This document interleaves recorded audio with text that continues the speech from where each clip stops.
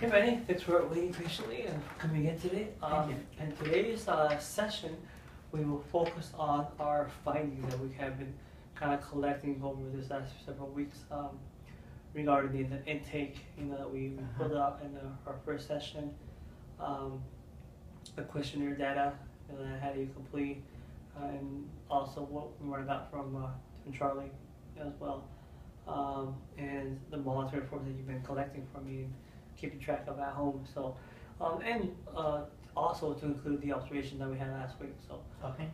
we'll kind of discuss, in detail one by one, and see what I think is happening and come up with. Okay. Okay. Sounds You have any good. questions as far as today's session? No. No. Okay, great. So to begin with, regarding the intake, I see that there's not really much environmental factors that are underlying the issue at hand. Everything seems to be pretty stable in Uh-huh. regards to the environment. He's going to school pretty consistently, doing well. He's involved in sports. So there's no much area in that, no substance abuse or anything of that resort. So which helps out a lot because to me it's more just happening at home. It's a behavior thing that's Mhm. going on. Okay. He did indicate that the behavior was there was no engagement, no communication at home or whatsoever. You felt that you needed to really get closer to your son, Yeah. especially in these years that he's developing into a young teenager. Mhm. Okay. Is that still happening as far as behavior at home, not really engaging in conversations and whatnot? Yeah, things are pretty much the same. Okay.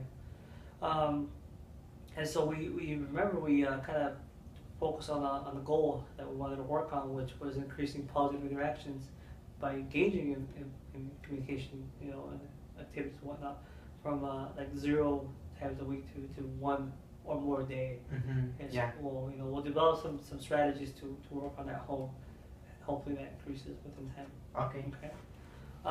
So based on the intake, like I said, there was I didn't see much other things that were affecting this issue at home. So Mhm. that's great. Do you have anything else to add regarding the intake information that we collected?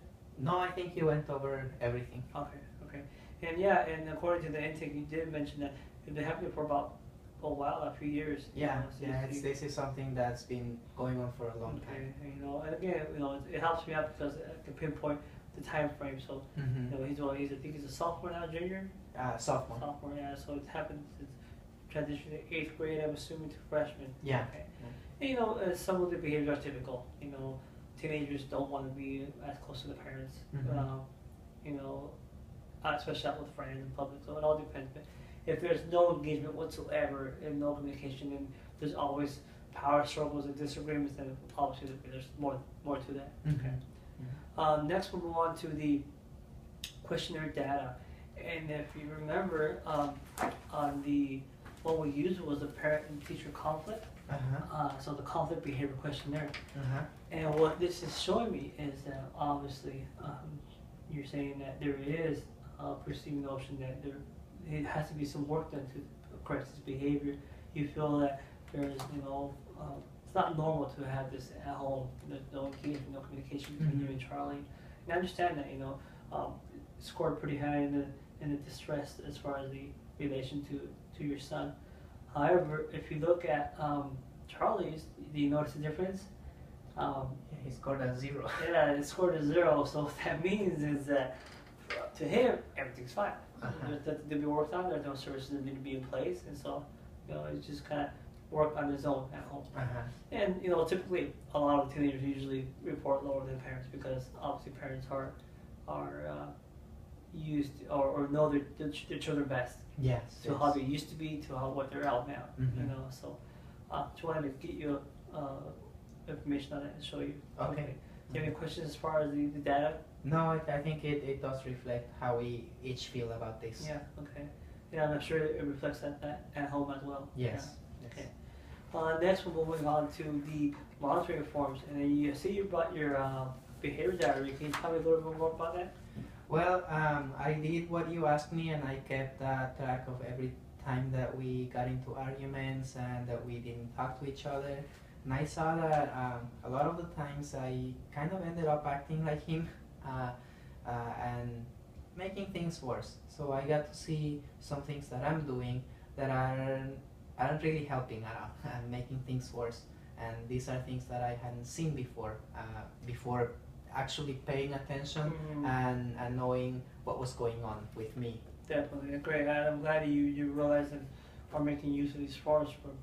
It's really important that you're able to see and visualize what was happening and how to recognize that. What maybe something can be different next time.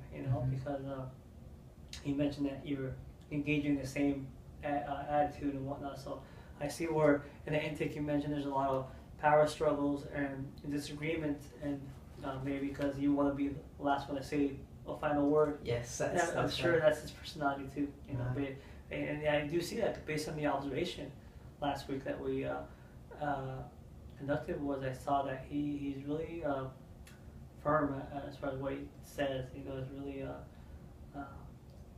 he wants what he wants there now. He doesn't relate to what you're trying to point across. And so we had you guys just kind of quickly discuss on a certain topic, whatever you guys wanted to talk about, and I was just going to observe. And I saw the first 2 or 3 minutes, there was a pretty good communication, but then what happened? It all went downhill. You guys kind of got stuck, and there wasn't much to talk about. If you brought up, I think you brought up something about school supplies. I'm not sure.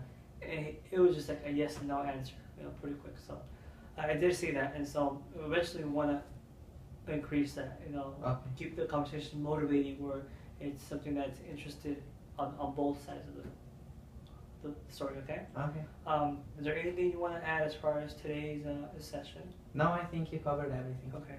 And just so you know too, this is a pretty common behavior, and so I just want to make sure that it's not that you're the only one, but it's happening to you more than others. Okay. Okay. Okay. Great. Based on that session, I think I explained the steps as far as what we're going to discuss in this session. I went through and I told them we're going to kind of go through each of the assessment findings one by one and get his feedback. I'm pretty sure that I asked after each source of information how he felt or if he wanted to add anything.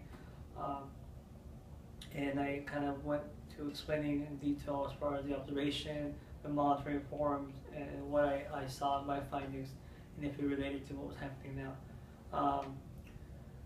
I could have probably focused on the conclusion as far as how it's normal to have these behaviors and make them feel like at ease, rather than pinpointing that there's no really family out there with having problems. Do you have anything to add? I felt that you did a good job of going over each component of the feedback process and touching on the most important parts of each and connecting each of those. Okay, great. Well, thank you.